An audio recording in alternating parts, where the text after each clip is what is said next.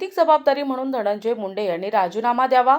नगरमध्ये छत्रपती उदयनराजे भोसले तसेच मनोज जरांगे पाटील, जितेंद्र आव्हाड, सुरेश धस यांच्या फलकावर दुग्धाभिषेक घालून मराठा समाजाचे आंदोलन।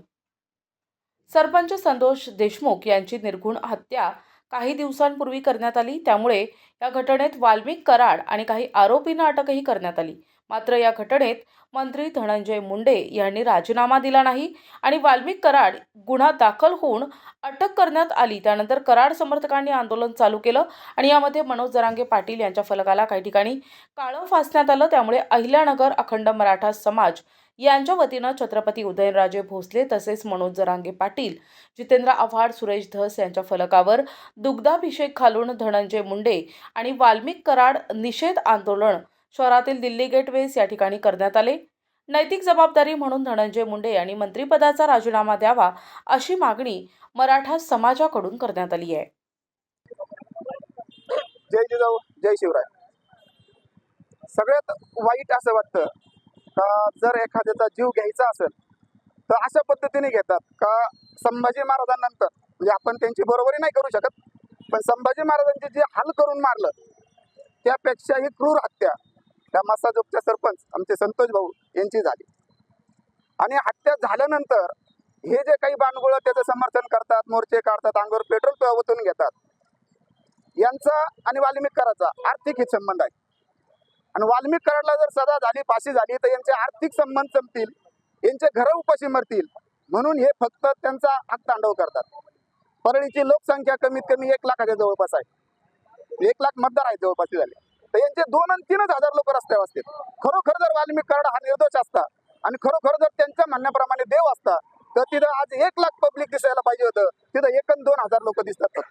याचा अर्थ आपण समजून घ्यायचं तर अन्यायाची बाजू अन्याय करणारच घेत असतो। म्हणून हे सगळेच माझ्या तर मते जेवढे लोक तिथं आरोपीला वाचवण्यासाठी समर्थन द्यायला येतात त्या सगळ्यांना त्याच्यात सह आरोपी करायला पाहिजे। किंवा जसं आम्ही आंदोलनाला आरक्षण मागणीसाठी बसलो होतो आणि पोलिसांनी जसं अमानुषपणे लाठीचार्ज केला काही न सांगता, तसा लाठीचार्ज तिथं का नाही होत? याचा अर्थ तुमचे सरकारचे व धनंजय मुंडेचे लागेबांधे आहेत याच्यातून स्पष्ट होत। त्यासाठी जे आज अन्यायाविरोधात आवाज उठवतात, मग सुरेश धस असतील, अंजली दमानेताई असतील, संदीप क्षीरसागर असतील, आव्हाड साहेब असतील, आमचे मनोज दादा असतील, यांनी त्या संतोष भाऊच्या कुटुंबियांना न्याय मिळावा, संतोष भाऊला न्याय मिळावा, खरी आदरांजली ती असेल म्हणून जे आंदोलन करून त्यांना आरोपींना खरोखर जे आरोपी आहेत त्यांची शहानिशा करून त्यांना 302 खाली मोका लावावा, त्यासाठी जे आंदोलन केले, त्यासाठी ज्यांनी आवाज उठवला त्यांच्या प्रतिमेला यांनी जोडेमारा आंदोलन केलं। म्हणजे महाराष्ट्रातली ही काळीमा, महाराष्ट्राचं नाव खराब करायचं काम ही धनंजय मुंडेची गुंड टोळी करते।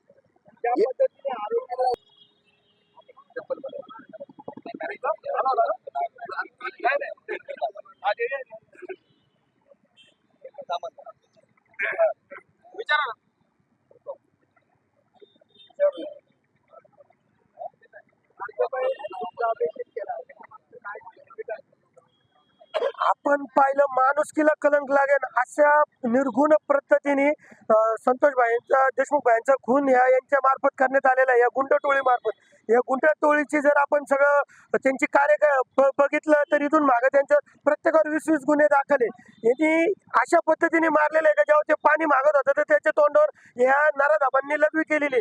अशा लोकांना सोडण्यासाठी हे इथले वाल्या कराडचे समर्थक मोर्चे काढू राहिले। हे मारताना वाल्या कराडशी यांचे 6 वेळा फोन झालेले होते आणि वाल्या कराडला वाचवण्यासाठी हे सगळेजण फोन करत आहे। ते फोन करणारा कोणताही समाज नाही। हे असे लोक जे स्वतःच्या कर्तृत्वावर पैसे कमवू नाही शकत, स्वतःच्या बायकोला स्वतःच्या खिशातल्या पैशांनी साडी घेऊ नाही शकत, त्यांचा सगळा उदरनिर्वाह फक्त वाल्या कराडच्या पापाच्या पैशावर चालतं। म्हणून हे वाल्या कराडची साडी घेऊन इतक्या घाण पद्धतीने मारलेला असून बी रस्त्यावर उतरून हे मोर्चे काढू राहिले।